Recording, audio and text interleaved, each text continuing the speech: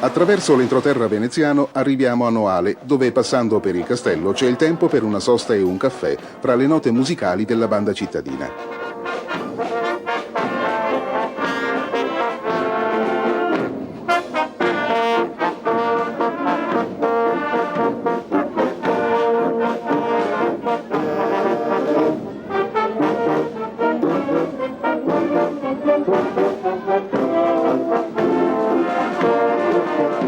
Direi che possiamo muoverci. Siamo un po' in ritardo.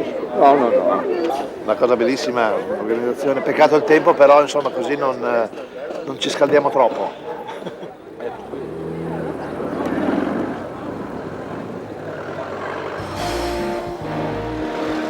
L'itinerario ci porta a Piombino d'Ese, dove davanti all'altro gioiello palladiano, Villa Cornaro, è posto un altro controllo a timbro.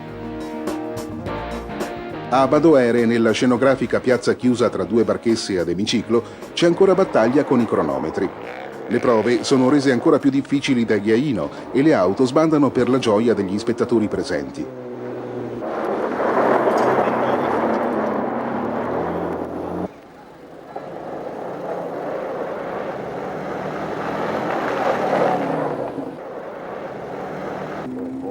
Perfetto, grazie. Si timbra di fronte alla spettacolare villa Emo di Fanzolo, grandioso complesso a residenza di campagna progettato dal Palladio nel 1560. Grazie. Prego.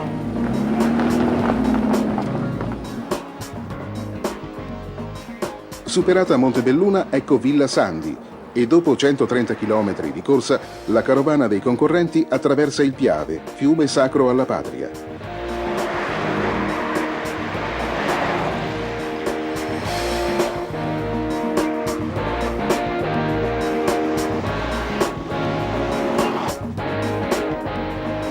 Costeggiando le prealpi trevigiane si va verso Cison di Valmarino, dove per la meritata colazione di metà tappa si arriva al castello Brandolini Colomban. Eccolo il castello, iniziato nel 1200, che domina la vallata lungo la quale passava la via romana Claudia Augusta.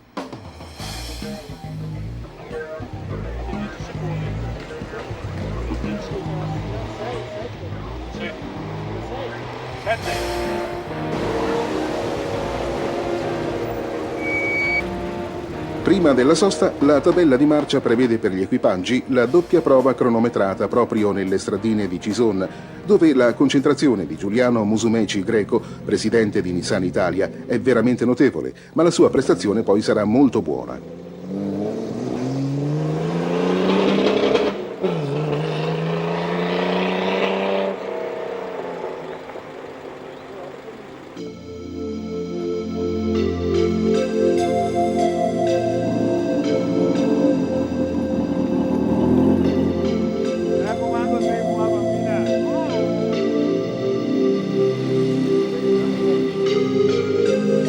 Come sta andando? Bene, siamo primi. Il castello, maestoso, appena restaurato, viene inaugurato in anteprima assoluta dalla festosa carovana del Grand Tour delle Ville Venete. Durante una sontuosa colazione degna di tanto nobile maniero, tra piloti e navigatori si intrecciano i primi commenti con gli inevitabili confronti sui passaggi nei vari settori cronometrati.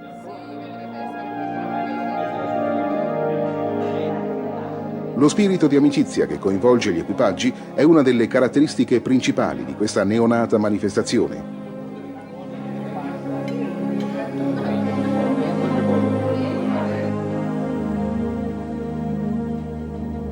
La nuovissima funicolare ci riporta alle autovetture parcheggiate e sorvegliate dagli ufficiali di gara. Ancora 2 prove cronometrate e via lungo le dolci curve della strada del Prosecco, che offre una spettacolare coreografia di vigneti degradanti verso la pianura veneta. Lungo tutta la gara le vetture dei concorrenti sono assistite dai mezzi di assistenza volante della GS Car.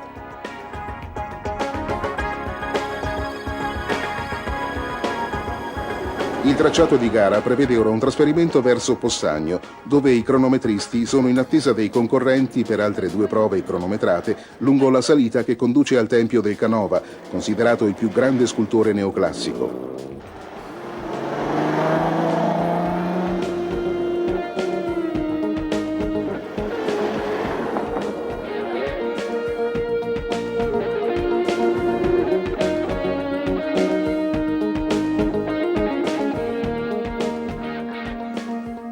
Una sosta per visitare la gipsoteca ricca di opere in gesso i cui originali in marmo si trovano nei più famosi musei del mondo.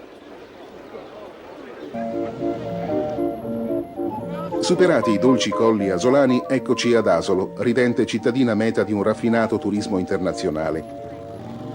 Gli spettatori ci accolgono con entusiasmo. Al controllo a timbro c'è anche chi balla al suono di un caratteristico organino.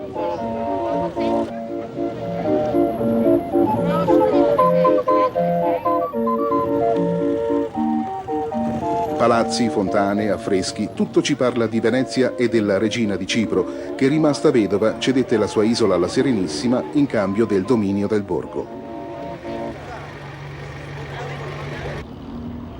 Il percorso in leggera discesa si snoda tra vie porticate ricche di storia.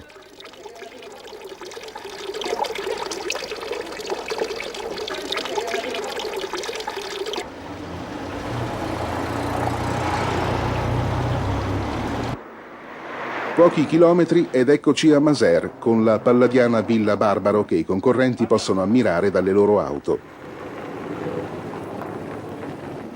È proprio Villa Maser quella vera?